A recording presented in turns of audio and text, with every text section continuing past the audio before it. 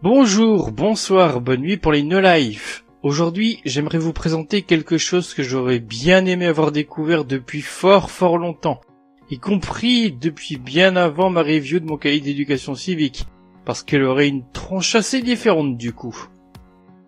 J'avais dit que la formation était l'art de choisir qui allait nous enculer et qu'elle permettait de choisir notre propagande. Ça me paraît toujours aussi vrai, mais pourquoi finalement ? Bien sûr, dans tous les médias, on risque beaucoup de tomber sur de l'information aussi puante qu'un œuf pourri dans une vieille chaussette de sportif jamais lavée. Mais est-ce que c'est la seule raison ? Comment est-ce qu'on juge de la véracité d'une info ? Quelle méthode on utilise pour s'y retrouver dans ce merdier ? Vous écoutez un type ou un cis qui vous dit que les médias vous mentent tout le temps et que lui détient la vérité ? Mauvaise idée. Ah, ça peut paraître évident dit comme ça, hein. Ok, alors dites-moi pourquoi ça marche aussi bien dans la pratique. Je pense savoir pourquoi. Du moins, j'aurai une partie de la réponse et j'aimerais vous la partager aujourd'hui. En fait, nous manquons de méthodes pour vérifier la véracité d'une information. Et dans certains cas, de sources en particulier. Je pense en fait à des études répliquées et confirmées, mais j'y reviendrai plus tard. Allez, il est temps que je crache ce morceau. Que vous avez déjà eu dans le titre en plus.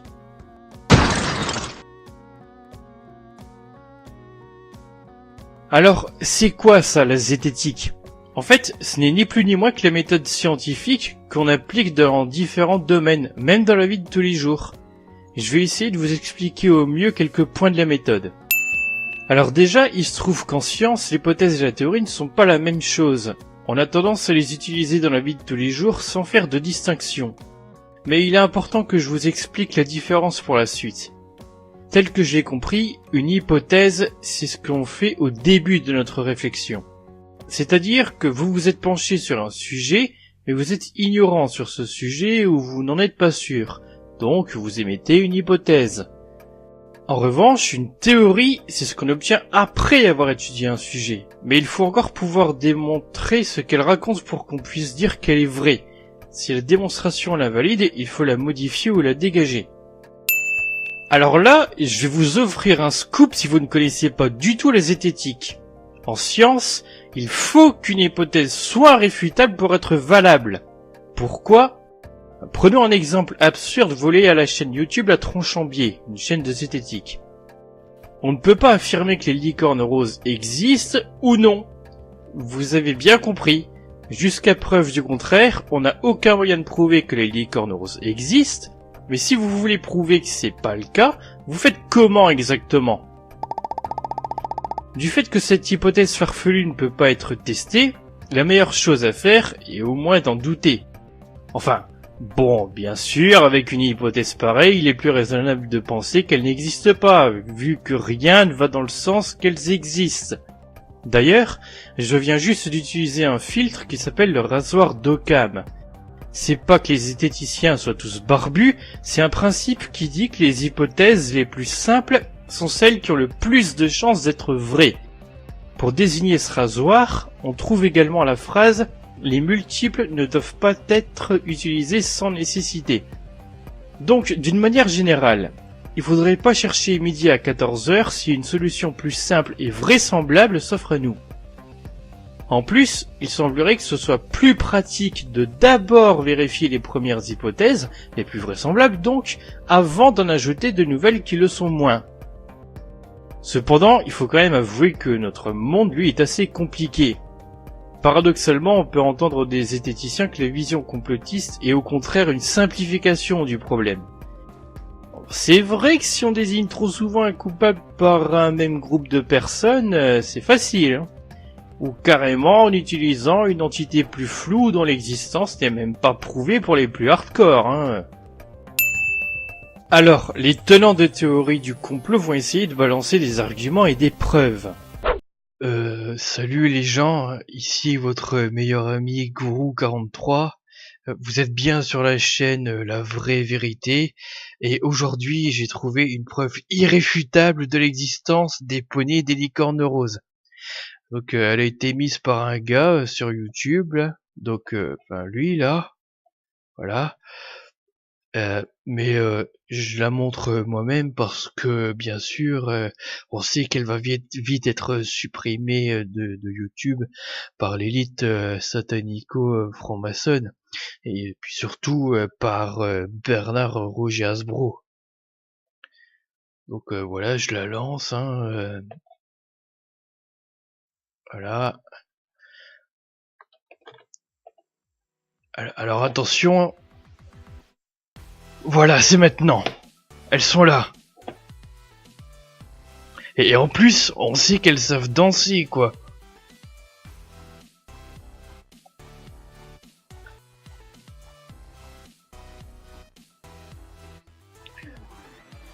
Donc, ben, voilà, hein. Alors, je sais que les gens aveugles refuseront de voir, mais nous, maintenant, on a le mérite de savoir. Mais il faut que ça se sache encore plus. Alors surtout, ben, partagez la vidéo, hein, voilà, partagez, et re-uploadez-la en masse, hein, avant que les Illuminati la suppriment. Et surtout, si vous voulez m'encourager à poursuivre mon travail de réinformation, vous pouvez me faire un don sur PayPal et sur Tipeee.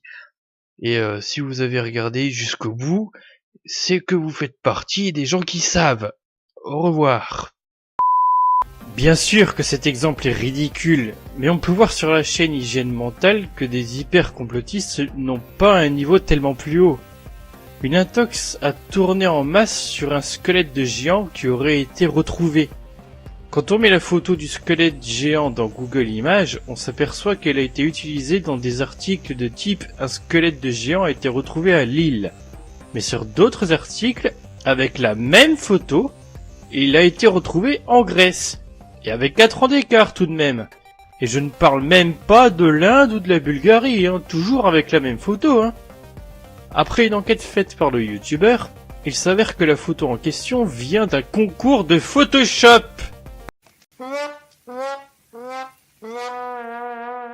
Donc non, prendre une vidéo montrant Pinkie Pie et Princesse Cadence dans le monde réel n'est pas une tentative de preuve beaucoup plus ridicule que certaines prétendues preuves de certaines théories, hypothèses de complot tirées par les cheveux. Un principe que l'on rencontre souvent en zététique est que quand on tient une affirmation extraordinaire, il faut donc des preuves extraordinaires. Mais il y a un gros problème avec les preuves, c'est qu'elles peuvent ne pas en être, comme on l'a vu avec l'exemple du squelette. D'ailleurs, dans cet exemple, ça sous-entend quand même qu'une personne a été assez malhonnête pour prendre cette photo du concours de photoshopage et de créer une intox autour. Dans le meilleur des cas, la personne est farceuse, si l'article est écrit pour un site du genre Gorafi ou Nordpress. Cet exemple de squelette géant me permet de faire une transition. Alors cette partie-là sera plus personnelle. Depuis quelque temps, j'ai remarqué que le monde complotiste et donc les mouvements type égalité et réconciliation ont une espèce de dimension religieuse étrange. Beaucoup de personnes connues de ces milieux sont ou se revendiquent religieuses. Alors pourquoi ce genre de groupe a tendance à mettre ça en avant comme si c'était indissociable ? Une hypothèse serait tout simplement que les mouvements dits d'extrême droite, du moins certains, seraient souvent connus comme étant attachés à la religion. Bon, ça, si, on accepte ce terme pour ce genre de mouvement ou de personnes. Mais au moment où j'écris ceci, personne ne m'a répondu pour la question 6 de ma précédente vidéo réflexion. J'ai l'impression d'être le seul à le remarquer parce que je ne vois personne insister là-dessus. Mais grâce à la zététique, j'ai quand même pu établir un lien intéressant. Enfin, ça ne va pas loin non plus dans la réflexion, mais on dirait qu'il y a quelque chose à creuser là-dedans. J'avais déjà dit que certains avaient abandonné la confiance qu'ils avaient aux médias traditionnels pour se tourner vers des sites de prétendue réinformation. Et c'est pas seulement la confiance qui s'est transférée, mais aussi la croyance. Et qu'est-ce qu'il faut pour qu'une religion fonctionne ? Que ses adeptes aient une croyance.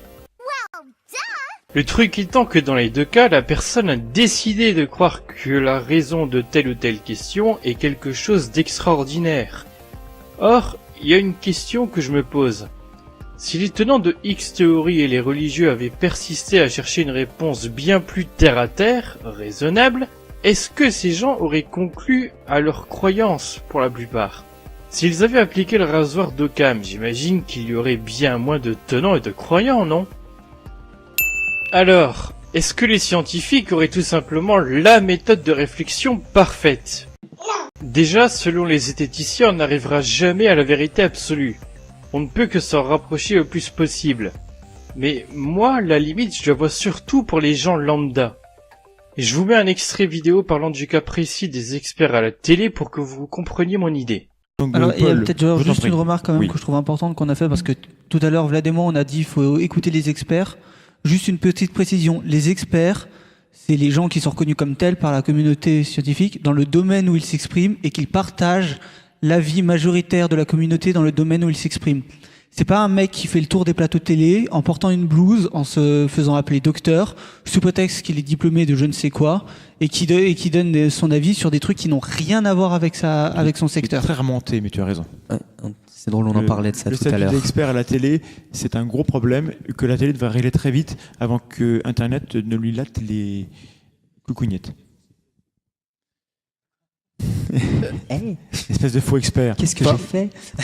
Oui. Par rapport à l'expertise, je peux dire quelque chose? Allons-y. Ouais, on est dans les temps. On n'est pas C'est si bon en retard que ça, en fait. Non, Ça va, mais personne ne dort. De toute façon, pour l'instant, ça va. Pour réagir un peu à ce que disait Paul précédemment, l'expertise, j'aimerais insister sur la notion de l'argument d'autorité.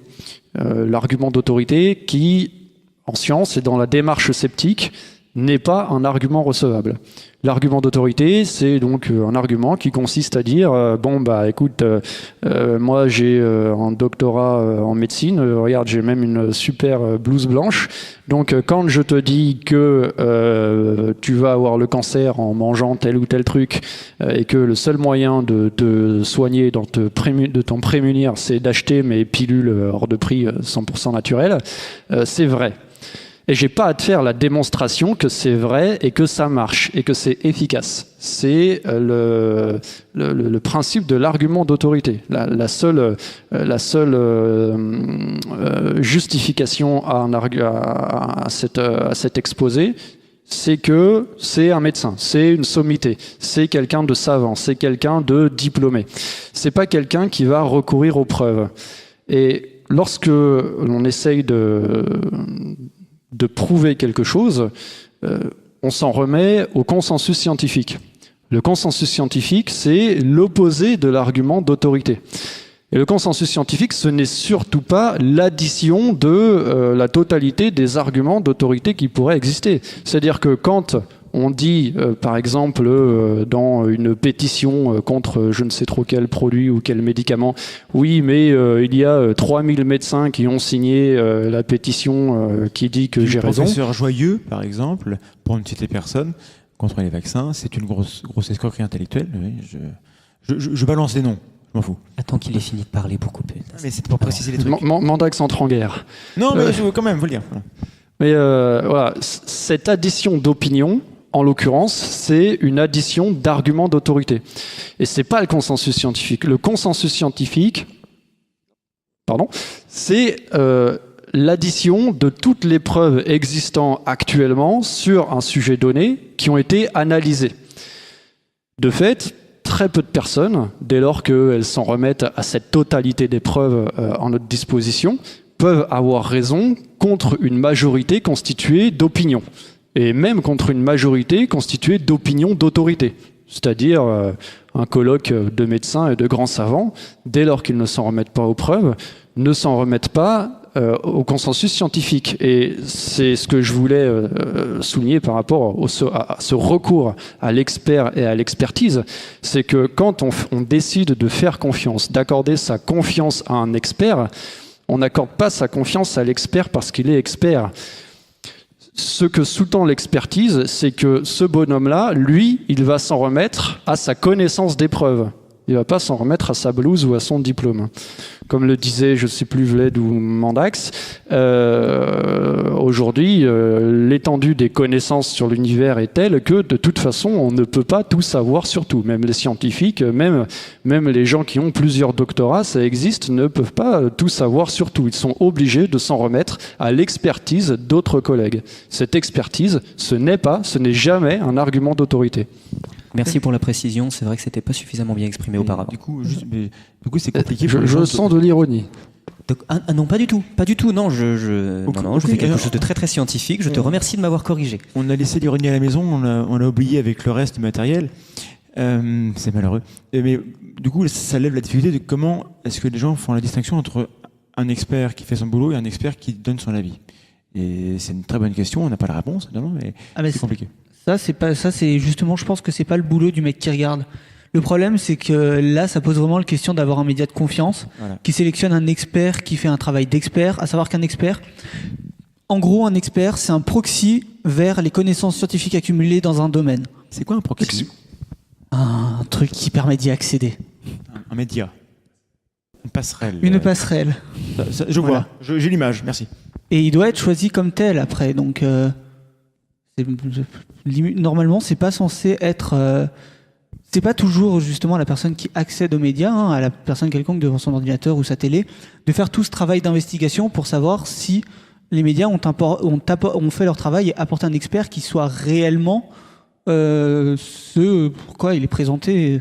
Si on dit c'est un expert, c'est censé en être un et il est censé faire un travail. Notre limite est malheureusement présente d'une manière générale. Pour vérifier certaines informations, les scientifiques cherchent à savoir si telle expérience est répliquée et si les résultats sont validés par la communauté scientifique. Si une conclusion fait consensus, l'idée a atteint le plus haut niveau de preuve en science. Le problème, c'est que les rapports de ces études sont destinés aux pairs scientifiques, avec tout le côté technique qui va avec, et en plus de ça, ils sont payants. Heureusement, il existe aussi un site s'appelant Controverse Science qui fait des synthèses là-dessus. Cependant, il n'y a pas encore beaucoup de contenu et j'espère que ce site va se développer. Il y a encore un truc que je n'arrive pas à savoir. J'avais envie d'essayer la méthode sur des articles du site EIR, mais j'arrive pas à commencer. En fait, peut-être que ce serait plus simple pour des gens qui ont bien plus de connaissances dans le monde politique, mais en plus dans le monde des groupes type EIR justement. Si vous êtes habitué aux deux, j'aimerais bien avoir votre avis. Je pense qu'on a vraiment besoin de la méthode scientifique, qui est celle du scepticisme, et je dirais aussi celle de la prudence. Mais à l'heure où j'écris cette vidéo, je crois bien n'avoir vu des exemples que pour vérifier l'existence de phénomènes paranormaux, sachant que j'ai oublié de vous dire que la zététique était d'abord là pour ça, des trucs sur l'alimentation et la santé, ou encore sur le créationnisme. Elle nous permet d'être sceptiques sur les arguments et les preuves qu'on nous apporte, et de vérifier ce qui a été dit quand c'est possible. Je précise que Hygiène Mentale a réussi à débunker plusieurs théories rien qu'avec une connexion internet. J'avais déjà présenté cette chaîne sur mon blog, donc je vous mettrai un lien dans la description. Je mettrai également 2 autres liens de vidéos de cette chaîne que j'avais déjà partagés. Le point faible, c'est qu'il est bien plus facile pour la personne lambda de douter que de vérifier. Déjà que ça ne devrait pas être à nous de le faire, Mais du coup, ça veut quand même dire quelque chose. Que ce soit des journalistes ou des zététiciens scientifiques qui ont accès aux travaux comme Assermendax de la tronche en biais, travaux dont le contenu n'est pas facile à comprendre par le commun des mortels, vu qu'il y a forcément tout le côté technique, cette fois la confiance et la croyance se sont déplacées sur eux. Et oui, on n'a pas résolu ce problème. Et en fait, je crains qu'on ne puisse pas réellement s'en débarrasser en réalité. C'est comme dans la vie en général du coup. On ne peut pas se mettre à n'avoir confiance en personne et à ne jamais croire en qui que ce soit. Mais bon, dans le cas de la science, celle-ci peut être corrigée. Et ce que l'on appelle science est quelque chose de très vague qui enveloppe beaucoup de choses. Et jusqu'à preuve du contraire, il y a le travail collectif de ceux qui vérifient et valident ou invalident telle ou telle chose. Il faudrait juste que ce travail soit plus visible et plus accessible, qu'il y ait une sorte de résumé pour les noobs, Quelque chose qui soit plus conséquent que l'état actuel du site Controversience.